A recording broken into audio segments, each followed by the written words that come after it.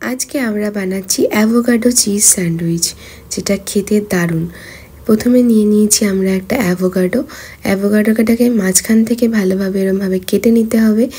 কেটে নেওয়াটা খুবই ইজি। মাঝখানে এরম একটা বিচি থাকে, এটাকে জাস্ট রিমুভ করে নিতে হবে। এটাকে তোমরা এমনি ছুরি দিয়েই রিমুভ করে নিতে পারো। ছুরি দিয়ে একটু প্রেস করলেই ওটা বাইরে বেরিয়ে চলে আসে। এটাকে বের করে নেওয়ার পরে একটা বাউলের মধ্যে অ্যাভোকাডোগুলোকে স্পুন দিয়ে বের করে নিলেই হয়ে গেল। এটা যখন অ্যাভোকাডোর রং কালো থাকবে তখন বুঝবে যে অ্যাভোকাডোটা রেডি আছে তৈরি করার জন্য। দেখবে সবুজ রঙেরও অ্যাভোকাডো হয়, তো সেগুলো কিন্তু একটু কাঁচা থাকে। অ্যাভোকাডো যখন পুরো কালো হয়ে যায় তখন এটা থাকে একদম রেডি খাওয়ার জন্য। অ্যাভোকাডোর ভেতরটা এতটাই সফট থাকে যে তুমি এটাকে স্পুন দিয়েই ভালোভাবে স্ম্যাশ করে নিতে পারো। যদি স্ম্যাশার থাকে সেটা দিয়েও করতে পারো, বাট দেখো স্পুন দিয়েই আমরা করছি, এটা খুব ইজিলি স্ম্যাশ হয়ে যাচ্ছে। স্পুন দিয়ে এভাবে ভালোভাবে এটাকে স্ম্যাশ করে নেওয়ার পরে এখানে অ্যাড করতে হবে কিছুটা নুন অ্যাড করে নেওয়ার পরে ভালোভাবে এটাকে নুন দিয়ে মিশিয়ে নিতে হবে। পরিমাণ মতো নুন তোমরা যতটুকু খাও ততটাই অ্যাড করবে। সেটা দিয়ে এটাকে ভালোভাবে মিক্স করে নেওয়ার পর আমি দিচ্ছি এখানে গার্লিক পাউডার। গার্লিক তোমরা ডিরেক্ট দিতে পারো, বাট গার্লিক পাউডার দিলে ভালো লাগবে খেতে টেস্টটা। তারপরে আমি দিচ্ছি কিছুটা oregano and garlic powder mix করে এটাকে ভালোভাবে আমাদেরকে মিক্স করতে হবে।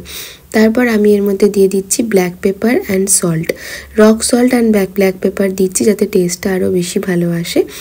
রক সল্ট অ্যান্ড ব্ল্যাক পেপারটা তোমরা স্কিপ করতে পারো যদি তোমাদের পছন্দ না হয়।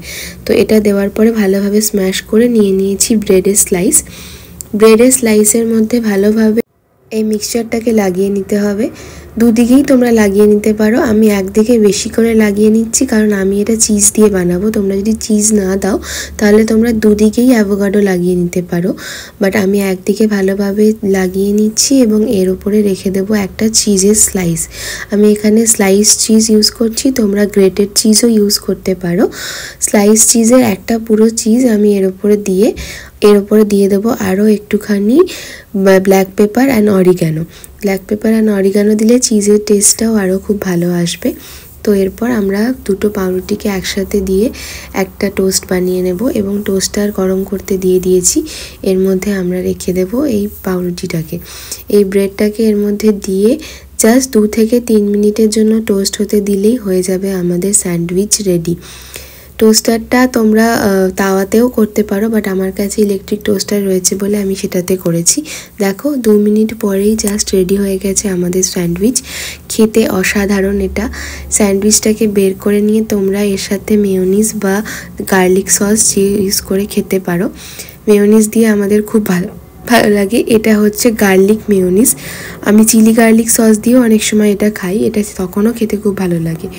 আর আমার মেয়ে অনেক ছোট, বাট তবুও দেখো ওর অনেক খেতে ভালো লেগেছে এবং এটা বাচ্চা এবং বড় সবারই জন্যই খুব হেলদি একটা রেসিপি। সো তোমাদের এই ভিডিওটা কেমন লাগলো অবশ্যই আমাকে কমেন্ট বক্সে জানিও এবং আমার চ্যানেলটাকে লাইক, শেয়ার অ্যান্ড সাবস্ক্রাইব করে বেল আইকনটা প্রেস করে দিও যাতে এরকম ভিডিও পোস্ট করলে তোমরা নোটিফিকেশান পেয়ে যাও। আর আমার এই ভিডিওটা তোমাদের কেমন লাগলো, রেসিপিটা ট্রাই করে অবশ্যই কমেন্ট বক্সে আমাকে জানিও এবং আমার মনে হয় তোমাদের সবারই খুবই ভালো লাগবে। Thanks for watching, bye bye.